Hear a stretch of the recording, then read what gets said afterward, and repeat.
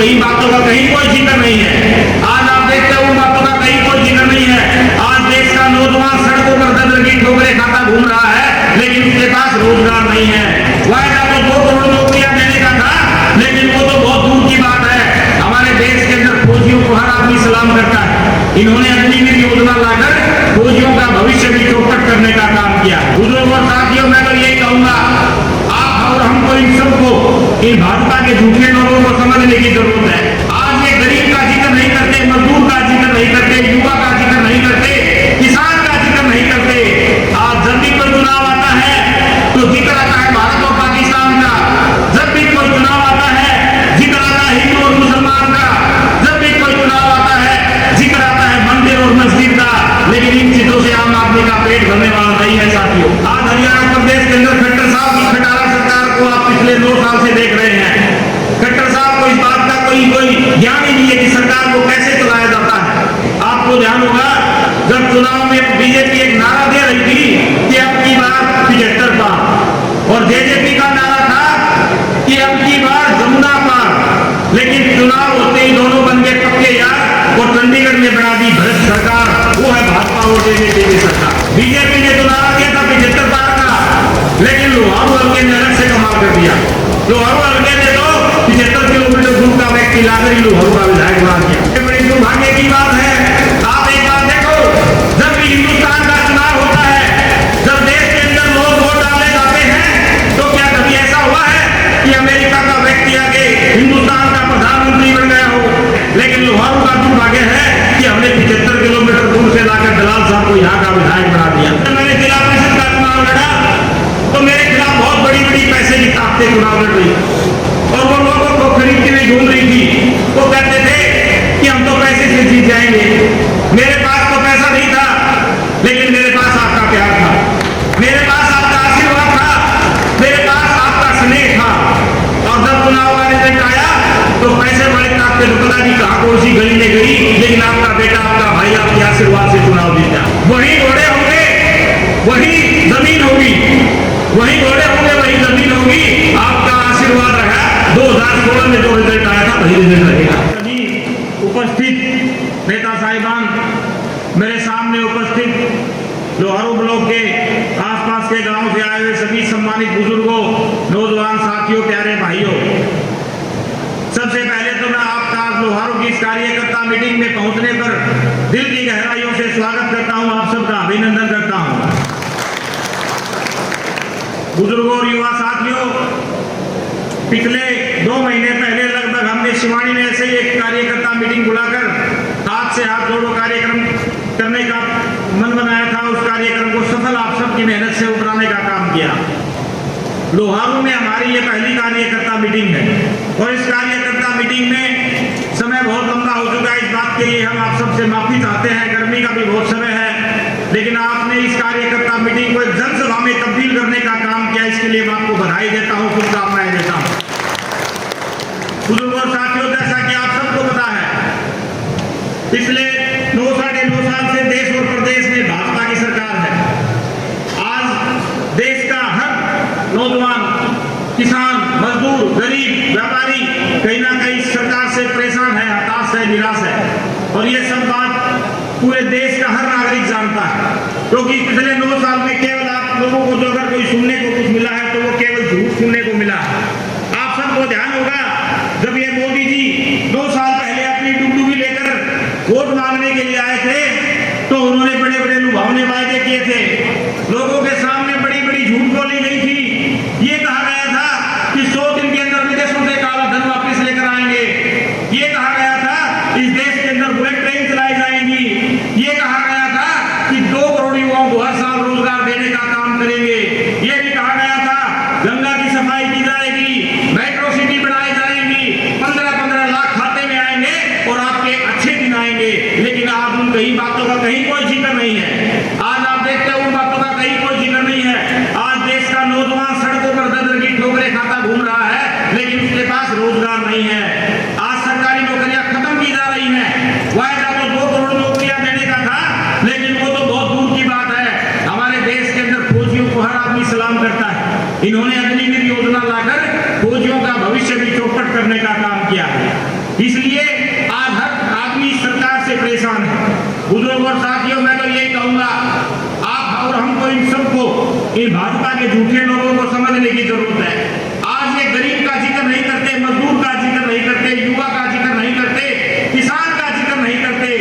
आज जब भी कोई चुनाव आता है तो जिक्र आता है भारत और पाकिस्तान का, जब भी कोई चुनाव आता है जिक्र आता है हिंदू और मुसलमान का, जब भी कोई चुनाव आता है जिक्र आता है मंदिर और मस्जिद का। लेकिन इन चीजों से आम आदमी का पेट भरने वाला नहीं है साथियों। ये बातें हम सबको समझने की जरूरत है।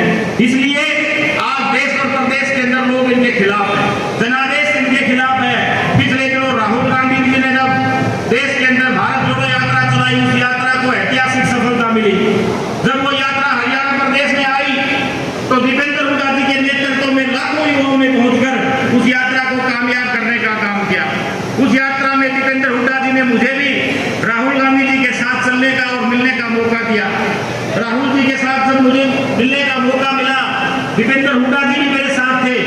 राहुल जी ने पूछा आपके इलाके की समस्या क्या है? मैंने कहा राहुल जी, आज सबसे बड़ी समस्या युवाओं की है, बेरोजगारी की। आज हमारे प्रदेश हरियाणा प्रदेश को कभी सोने की चिड़िया कहा जाता था, आज उस हरियाणा प्रदेश का नाम पूरे देश में बेरोजगारी में नंबर 1 पर आता है। और आज अग्निवीर जो योजना हमारे बच्चों के लिए चलाई है, ये सबसे खतरनाक योजना है। राहुल गांधी जी ने इस बात का विश्वास दिया था कि अगर कांग्रेस पार्टी की सरकार बनती है तो हम इस अग्निवीर योजना को खत्म करके पहले ही तरह भर्तियां फौजियों करेंगे जैसे पहले करते थे। इसलिए बुजुर्गों और साथियों, आज हरियाणा प्रदेश के अंदर आप कहीं भी जिक्र कर लो, किसी भी व्यक्ति से पूछ लो, हर आदमी एक बात कहता है कि सरकार तो हरियाणा में कांग्रेस की निश्चित है। अब सीटों का नहीं पता, सीट 60 आएंगी 70 आएंगी, लेकिन हर आदमी कांग्रेस की सरकार को देख रहा है। आज हरियाणा प्रदेश का युवा ये चाहता है कि हमें हरियाणा प्रदेश के अंदर युवा मुख्यमंत्री भाई दीपेंद्र हुड्डा के रूप में मिले तो हरियाणा के युवाओं का भविष्य सुरक्षित हो सकता है। बुजुर्गों और साथियों, आज हरियाणा प्रदेश के अंदर खट्टर साहब की खटारा सरकार को आप पिछले 2 साल से देख रहे हैं। खट्टर साहब को इस बात का कोई ज्ञान ही नहीं है कि सरकार को कैसे चलाया जाता है। आज हरियाणा भ्रष्टाचार में नंबर 1, महंगाई में नंबर 1, बेरोजगारी में नंबर 1, किसान मजदूर गरीब कहीं किसी का कोई पता पूछ नहीं रहा और खट्टर सरकार आराम से धड़ाले से चल रही है। लेकिन इनके साथ या जेजेपी ने, आपको ध्यान होगा जब चुनाव में बीजेपी एक नारा दे रही थी कि अब की बार 75 पार, और जेजेपी का नारा था कि अब की बार जमुना पार। लेकिन चुनाव होते ही दोनों बन गए पक्के यार और चंडीगढ़ में बना दी भ्रष्ट सरकार, वो है भाजपा और जेजेपी की सरकार। बुजुर्गों और साथियों, आज हम सबको इन बातों को समझने की जरूरत है। बीजेपी ने तो नारा दिया था 75 पार का, लेकिन लोहारू हल्के ने अलग से कमाल कर दिया। लोहारू हल्के ने तो 75 किलोमीटर दूर का व्यक्ति लाकर ही लोहारू का विधायक बना दिया। ये बड़ी दुर्भाग्य की बात है।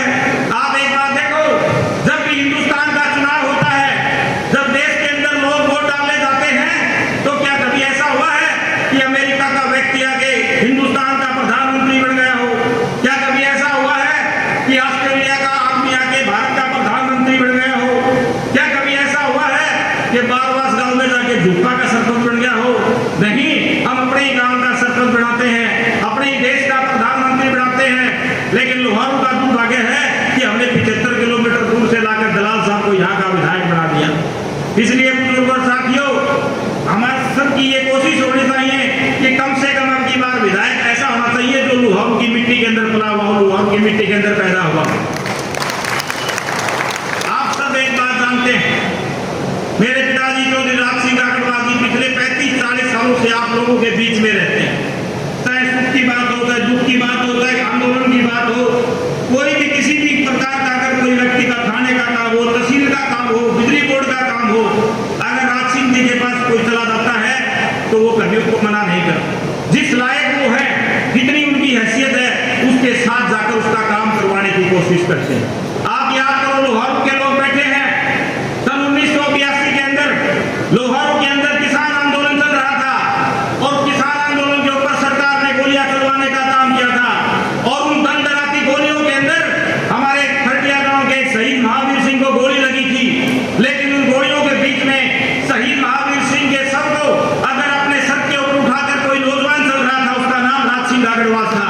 और ये बात आप सब जानते हैं कि उन्होंने कभी इस बात को दिखावा करने की कोशिश नहीं की। आज तक तो बड़े बड़े समाज सेवी ढोंग लेकर आ गए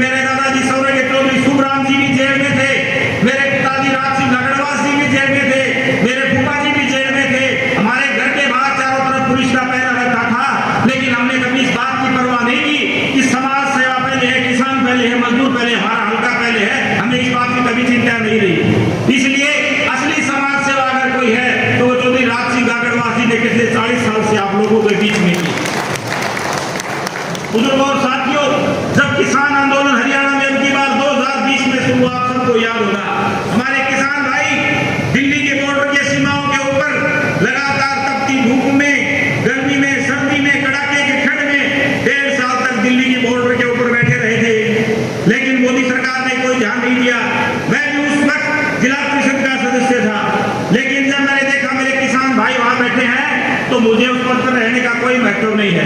ईमानदारी से बताता हूं, आप उस टाइम के मीडिया चैनल से पूछ लेना, किसान आंदोलन के समय हरियाणा में सबसे पहले इस्तीफा मैंने जिला परिषद के पद से दिया था किसानों के लिए, क्योंकि हमारे किसान भाई हमारे लिए पहले। और साथियों, मैंने 2016 में राजनीतिक जीवन की शुरुआत की। 2016 में यही लुहार से जब मैंने जिला परिषद का चुनाव लड़ा तो मेरे खिलाफ बहुत बड़ी बड़ी पैसे की ताकतें चुनाव लड़ रही और वो लोगों को खरीदती हुई घूम रही थी। वो कहते थे कि हम तो पैसे से जीत जाएंगे। मेरे पास तो पैसा नहीं था, लेकिन मेरे पास आपका प्यार था, मेरे पास आपका आशीर्वाद था, मेरे पास आपका स्नेह था। और जब चुनाव का रिजल्ट आया तो पैसे वाली ताकतें तो पता नहीं कहां कौन सी गली में गई, लेकिन आपका बेटा, आपका भाई आपके आशीर्वाद से चुनाव जीता। तो इसलिए उस वक्त भी कुछ लोग विरोधी माहौल बनाते थे कि नरेंद्र का चौथा नंबर है। आज वही सिचुएशन दोबारा आ गई, अब हम कांग्रेस में आ गए, कुछ कहते हैं कि नरेंद्र का तो कांग्रेस में अभी तीसरा नंबर है। मैं आपको एक बात का विश्वास दिलाता हूं, आपके आशीर्वाद से उस वक्त भी चौथे नंबर से हम पहले नंबर पर आए थे। मैं तो आपको एक बात बताऊंगा, वही घोड़े होंगे वही जमीन होगी, वही घोड़े होंगे वही जमीन होगी। आपका आशीर्वाद रहा, 2016 में जो रिजल्ट आया था वही रिजल्ट रहेगा। बुजुर्ग और साथियों, अगर कोई चाहता है कि मैं पैसे के बल पे सब कुछ कर लूं, ऐसा संभव नहीं है। हो सकता है आज सरकार के पास बहुत बड़ी ताकत है, किसी के पास सरकारी तंत्र है, किसी के पास पैसे का तंत्र है, किसी के पास धनबल है, किसी के पास बड़े बड़े साधन है, बड़ी बड़ी गाड़ियां हैं, लेकिन हमारे पास कुछ है तो आपका दिया हुआ हौसला है, आपका दिया हुआ आशीर्वाद है।